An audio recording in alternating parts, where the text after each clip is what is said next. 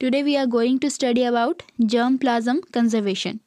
तो इसमें हमारा कंटेंट रहेगा germ plasm conservation, types of germ plasm conservation that is in situ and ex situ. तो germ plasm क्या है? It is a collection of genetic resources of an organism और plant. तो ये सीड्स भी हो सकते हैं, टिश्यूज़ भी हो सकते हैं, ऑर्गन भी हो सकते हैं। और प्लांट्स के केस में जो जर्म प्लाज्म है इसको हम स्टोर कर सकते हैं as a seed, stem, callus, whole plant in the nursery. अब एनिमल्स के केस में ये हो सकता है जीन्स, बॉडी पार्ट्स, जिनको हम जीन बैंक में या क्रायो बैंक में स्टोर करके रखते हैं। तो ये जो जर्म प्लाज्म टर्म है इसको सबसे पहले यूज़ किया था अगस्त वाइसमैन ने इन 1883। तो अब इस प्रिजर्वेशन की आखिर ज़रूरत क्यों है? तो इसके ज़रिए हम प्लांट बायोडाइवर्सिटी को प्रिजर्व कर सकते हैं, कंजर्व कर सकते हैं।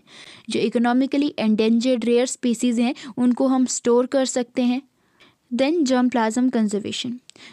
तो जर्म प्लाज्म कंजर्वेशन एक ऐसी प्रोसेस है जिसमें किसी भी प्लांट को या प्लांट टिश्यू को कंजर्व किया जाता है ताकि उसके जो ख़त्म होने का रिस्क है उसको मिनिमाइज़ किया जा सके। तो इसको हम उस प्लांट की डायरेक्ट प्लांटिंग के ज़रिए भी कंजर्व कर सकते हैं या तो रिलेटिव प्लांटिंग ईज की प्रेपरेशन के ज़रिए भी हम कंजर्व कर सकते हैं। तो जर्म प्लाज्म कंजर्वेशन ये इन सीटू भी हो सकती है, एक्स सीटू भी हो सकती है। So first is in situ germ plasm conservation. इसमें हम जर्म प्लाज्म की कंजर्वेशन करते हैं एक नेचुरल हैबिटेट में और ऐसे एरिया में जहाँ पे वो नेचुरली ग्रो करते हैं।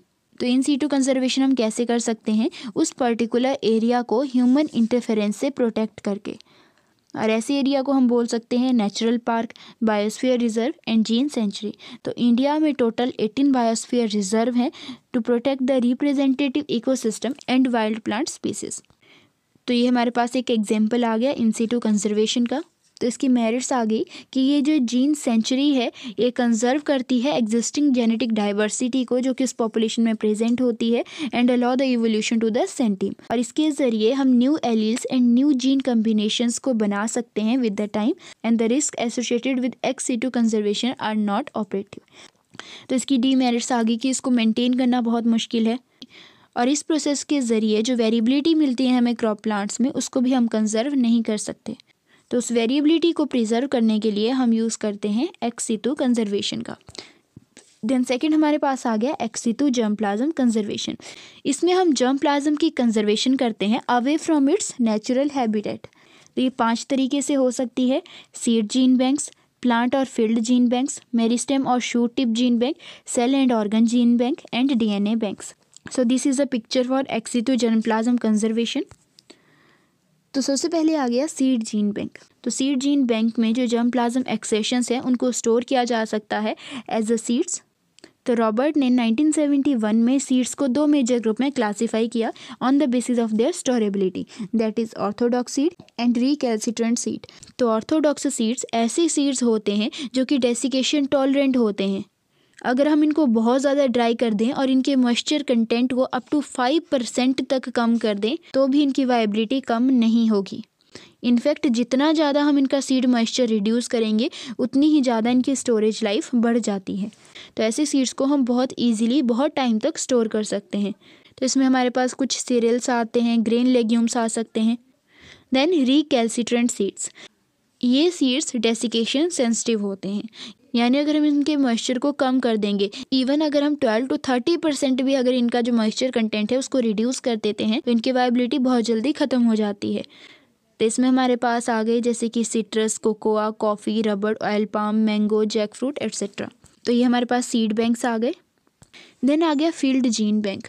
तो ये जो फील्ड जीन बैंक है इसको हम ऑर्चर्ड या फील्ड भी बोल सकते हैं। इसमें जो एक्सेशन होता है, एक्सेशन यानी जो सीड्स होते हैं या जो भी प्लांट मटेरियल जर्म प्लाज्म हमारे पास होगा किसी भी फ्रूट ट्री का या वेजिटेटिवली प्रोपेगेटेड क्रॉप का, उसको ग्रो किया जाता है, मेंटेन किया जाता है।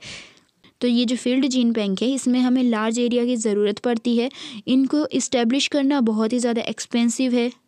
तो ये हमारे पास आ गया फील्ड जीन बैंक, यानी इसको हम एक खेत के जैसे आप ले सकते हो कि खेत में कोई भी हमारे पास जर्म प्लाज्म है जिसको हमें स्टोर करना है उसको हम वहाँ पे उगा देते हैं।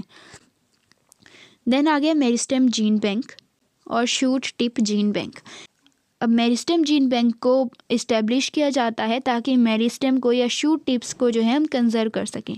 जो जर्म प्लाज्म होते हैं असेक्सुअली प्रोपेगेटेड स्पीसीज़ के, उनको इसके ज़रिए कंजर्व किया जाता है in the form of meristem. ये ज़्यादातर हॉर्टिकल्चर प्लांट स्पीसीज़ की कंजर्वेशन के लिए यूज़ होता है।